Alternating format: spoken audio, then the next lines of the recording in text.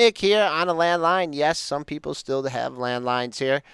We were talking about Priceline here, and it's getting a nice boost in the pre-market. I know you were looking to see if this held the $1,200 level. Did it meet your criteria to try along?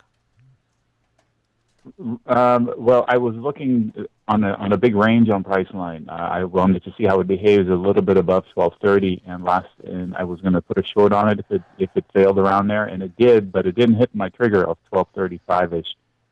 So I'm still watching it, and 1180 on the weak side Okay. will probably go along it. Today it's popping because it got a good mention yesterday, and it also mentioned that they added 500,000 properties um, today, or overnight, I should say. So, and it probably has some move with Netflix. So I'm going to watch Priceline and use it as a gauge for the other momos. And if it can hold its greens today, that it might bode well for the other momos. But if Priceline starts to degrade, I mean, I can see it before the market here, it's strong, but I want to see it hold it. If it approaches 1230 again, it fails, I might throw those short call leaps and collect about $25 or $30 if I can in premium and see what happens.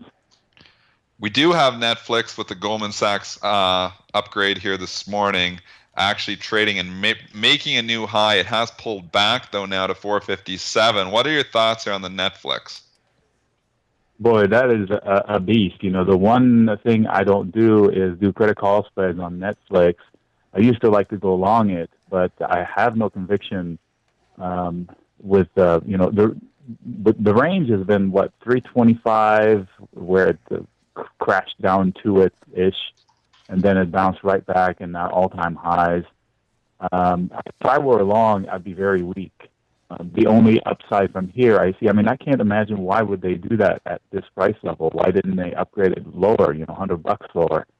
And now they're updating it. So they either know something or they're just hoping it decides to split or do something like that. I'm not sure, but I would be very weak. I have no conviction. I don't know if the growth is there globally like everybody thinks. But, I mean, it could be. I just don't know. So I would be a week long. What about Apple? Because Joel was getting a little bit bearish Apple 3 days ago, and he's got some egg on his face because the stock has been rallying for 3 days straight. It's up another 45 cents here. I've been bearish Apple too, but not in the sense where I wanted to short it. The data told me I should be bearish, and the data has been wrong. Friday afternoon, late afternoon, I mentioned to members that it's chugging up, and I cannot explain it. So if I can't explain it, I don't trade it. If I don't have a clear level, which I thought I did for Apple, and it was range bound between 90 and 92, and then suddenly it starts chug, chug, chug, chug. This reminds me of when it got close to 505, and then the company itself was buying its own shares in the open market. So either we're going to find out something and some 13F's not come out, or the company has accelerated its own buying. But something's going on. It started Friday afternoon. It may have stopped yesterday afternoon late because it kind of like tapered down towards the close. I'm not sure. So I'll see if it continues on today, but it's a consistent chug up, and I can't explain it, so I don't trade it on the short side at all, even though I thought I should have. Could it be a little bit of the window dressing? I mean, we had the end of the quarter. Could they have been running the stock up the last 2 or 3 days in the quarter just with the window dressing as the portfolio managers grab onto the winners? Well, it's done today, right? So yeah, it's still up after market, is it not? Or before the it's up 43 cents this morning, yeah. Yeah, so maybe they're shooting for the all-time high again. I know there's a few that are expecting breakouts, or maybe the psychology of I'm going to chase 100 again. But I still say when it chases 100, it's an easy math to do. Wait a minute, this is the 700 level again. Am I going to get in again at that level? I'm not sure. So I'm not shorting it. Oh, actually, I shouldn't say that. I did take a debit put spread very, very small last week. It's underwater right now, but it was just for August 1st, and I don't remember why I did it. I just did it. And it's just small money to hedge another position, but regardless, I'm not shorting it, even though the data told me that I could do a credit call spread and it could survive, but it would have blown up in my face. So good thing I didn't do it. I can't explain it other than the theories that are out there that you mentioned. So,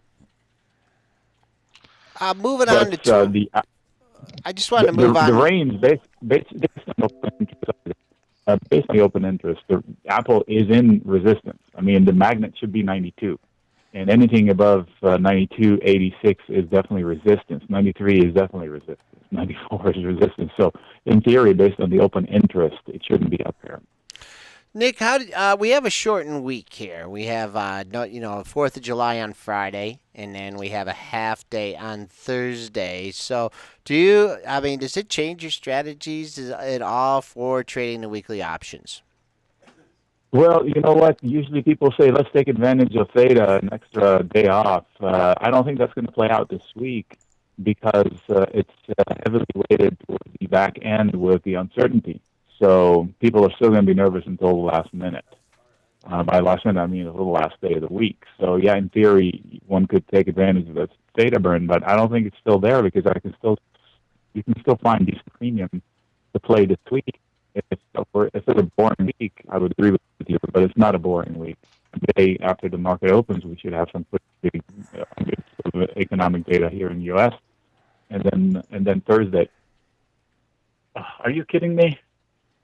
Okay, I thought the phone was dead. Are you guys still with me? Yeah, we're still with Okay, you. good, It's good, really good. choppy though here, Nick. So we may have to Yeah. cut you short here. Just I don't know why the audio connection is just on your end. I think it's just cutting in and out a lot here. Just before we go though, market is right here. We're 2 points off the all-time high of 1960 on the S&P futures. Do you think there's anything stopping this market from making new highs? Yes, the tug of war. I think it continues. There are some plays you can do this week. I'm going to play maybe some credit call spreads in the SPYs or the SPX and hedge it with credit put spreads in the IWM, which are the small caps. There are some good levels that are clear defense and clear offense there. So I can hide behind the 117 as far as being bullish on the IWM, and then maybe scalp a credit call spread or two in the SPY or the SPX with be conservative with the premium so you don't get burned and you'll have time to close it. But I think you can scalp some premium there. Okay, we've had Nic Chahine on, MarketFi Maven and author of Create Income with Option Spread. Nick, thanks for coming on. Enjoy the short week. Enjoy your 4th of July, and we look forward to talking to you next Wednesday. Thank you, guys. Okay, Nick.